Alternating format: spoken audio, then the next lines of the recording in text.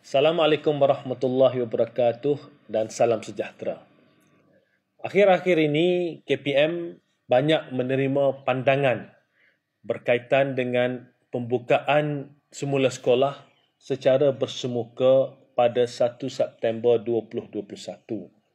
Kami menilai kesemua pandangan tersebut. Kami membaca pandangan-pandangan yang dihantar kepada kami.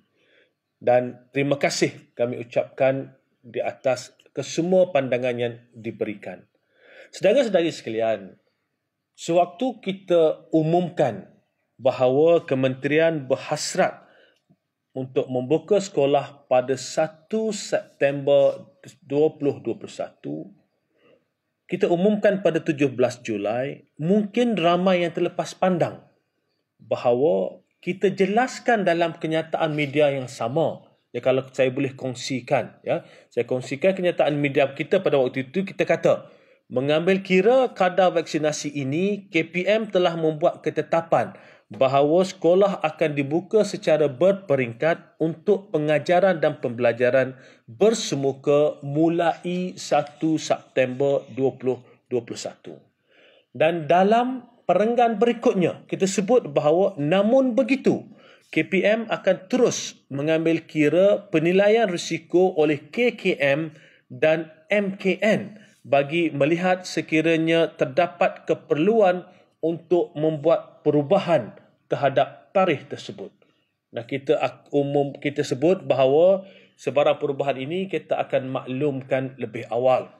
Saudara-saudari sekalian, pada waktu itu, pada 17 Julai 2021, apabila kita membuat kenyataan media tersebut, antara hasrat kita adalah untuk memastikan supaya keseluruhan ekosistem pendidikan membuat persediaan rapi bagi memastikan sekiranya sekolah boleh dibuka semula pada 1 September 2021, semua telah tersedia dengan penuh rapi.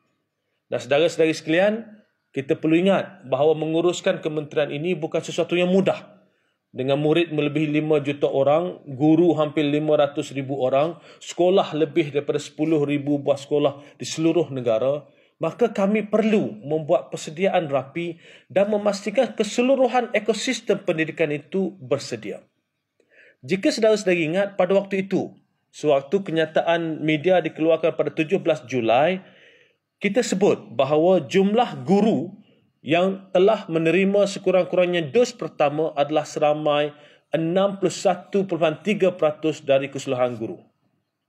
Pada hari ini, jumlah guru yang telah menerima sekurang-kurangnya dos pertama adalah seramai 92.4%. Daripada 61.3 naik jauh lebih tinggi kepada 92.4%. Itu guru.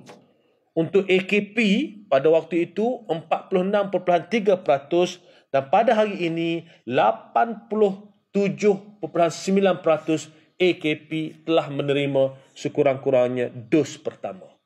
Dan pada hari ini juga 72.4% kaki tangan sokongan di sekolah telah menerima sekurang-kurangnya dos pertama. Bila saya sebut kaki tangan sokongan, kita merujuk kepada kaki tangan keselamatan, kebersihan, kaki tangan kantin sekolah dan juga pemandu bas sekolah. Ini bukan satu usaha yang mudah, tapi alhamdulillah kerjasama baik melalui task force di antara KPM bersama CITF membolehkan jumlah guru, AKP dan kaki tangan sokongan yang divaksinkan meningkat dari hari ke hari hingga kita mencecah pada tahap yang kita ada pada hari ini.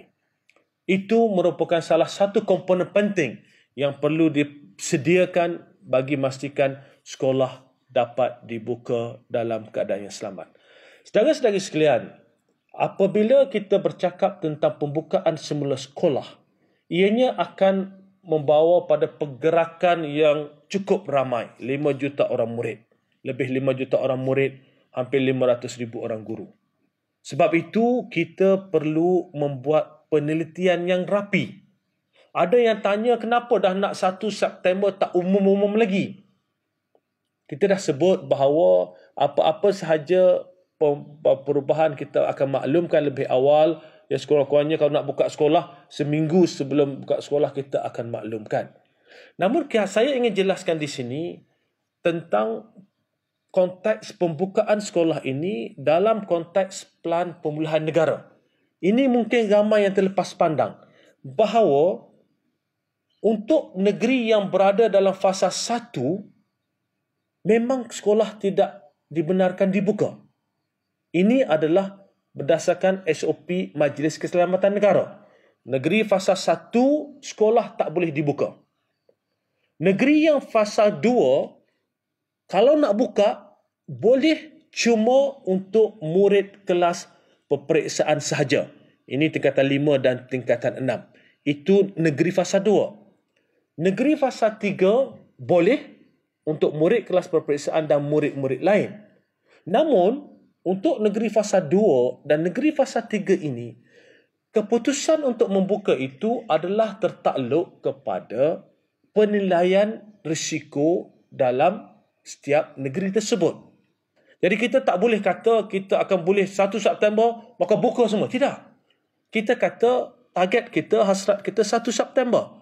Pada masa yang sama kita sebut bahawa ini tertakluk kepada penilaian risiko yang dibuat oleh Kementerian Kesihatan Malaysia dan juga Majlis Keselamatan Negara dengan perbincangan bersama Kementerian Pendidikan Malaysia. Kita duduk bincang dan kita sentiasa duduk berbincang berkaitan dengan hal ini. Dan saudara-saudari sekalian, yakinlah bahawa dalam apa jua keputusan untuk kami buka sekolah ini, apa yang penting adalah keselamatan anak-anak kita. Dan kita juga perlu mengambil kira apakah keadaan di sesuatu negeri tersebut. Kita tidak boleh lihat secara keseluruhan. Ada negeri yang keadaannya jauh lebih baik dari negeri-negeri yang lain. Khususnya negeri yang berada dalam fasa 3 dan juga negeri yang mana kadar vaksinasinya dah cukup tinggi. Saya bagi contoh Labuan. Semalam kalau kita lihat berita, kes terkini adalah kosong dan kapasiti kesihatan berada pada tahap yang baik. Begitu juga dengan negeri Sarawak. Kapasiti kesihatan mereka berada dalam keadaan yang baik memandangkan kadar vaksinasi telah tinggi. Jadi kita lihat satu persatu dan kita akan bincang secara mendalam dengan semua pakar-pakar yang terlibat, dengan pakar-pakar dalam pelbagai bidang kita duduk berbincang untuk memastikan bahawa ketetapan yang kita buat ini mengambil kira keadaan semasa. Ada orang tanya hari ini dah 15 hari bulan, kenapa tak umumkan lagi? Saudara-saudari, seperti mana saya sebut tadi, pengurusan COVID ini, keadaan itu sendiri berubah-ubah. Jadi kita melihat data satu persatu. Setiap hari kita analisa, kita lihat data satu persatu. Dan walau apa jua keputusan yang kita buat, seperti mana saya sebut tadi, pertama keselamatan anak-anak, yang kedua adalah pandangan daripada Kementerian Kesihatan Malaysia kerana mereka lebih mengetahui tentang kapasiti kesihatan. Saudara-saudari, mungkin ada yang kata, nanti macam mana kalau terus dengan PDPR atau macam mana kita nak bantu murid-murid yang mungkin ketinggalan? Sebenarnya telah banyak usaha yang kita buat untuk menjayakan PDPR ini. Dan kita sedar dalam konteks murid-murid, khususnya murid-murid di tahun 1 dan tahun 2 yang mungkin ada yang agak ketinggalan dari segi pembacaan, literasi dan juga numerasi. Sebab itu kita ada sediakan kits pembugaran, program pembugaran bagi membolehkan kita bantu anak-anak ini supaya mereka dapat menguasai tahap minima. Saudara-saudari sekalian, kita juga telah menyusun. Kita tahu kesan penutupan sekolah pada tahun ini kepada anak-anak kita. Nah, apabila kita bercakap tentang persekolahan 2021, kita tidak boleh bercakap tentang 2021 sahaja, tetapi kita kena ambil kira apakah yang akan berlaku pada tahun 2022.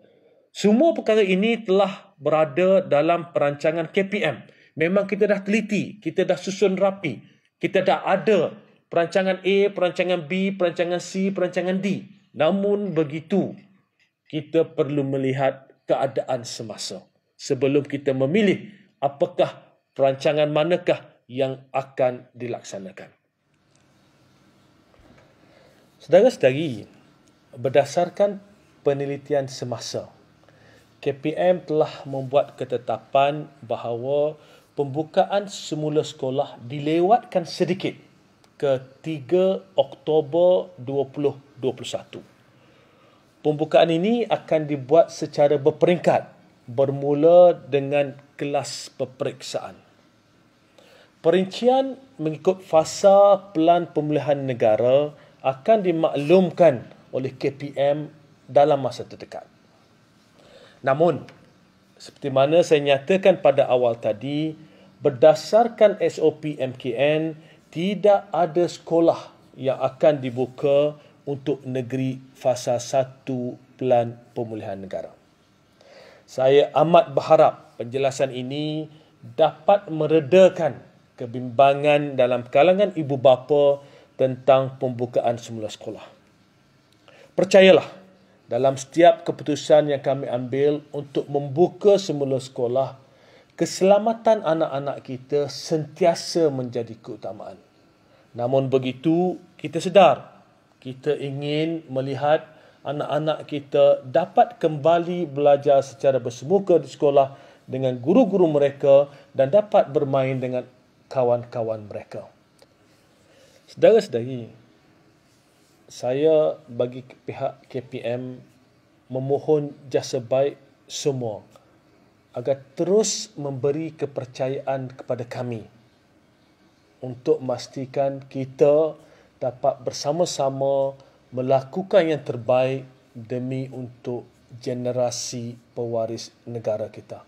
InsyaAllah, dengan kerjasama erat di antara KPM, guru-guru dan ibu bapa serta seluruh masyarakat, kita yakin bahawa pembukaan semula sekolah nanti dapat berlangsung dalam keadaan yang lancar dan selamat, insya-Allah. Sekian, Assalamualaikum warahmatullahi wabarakatuh.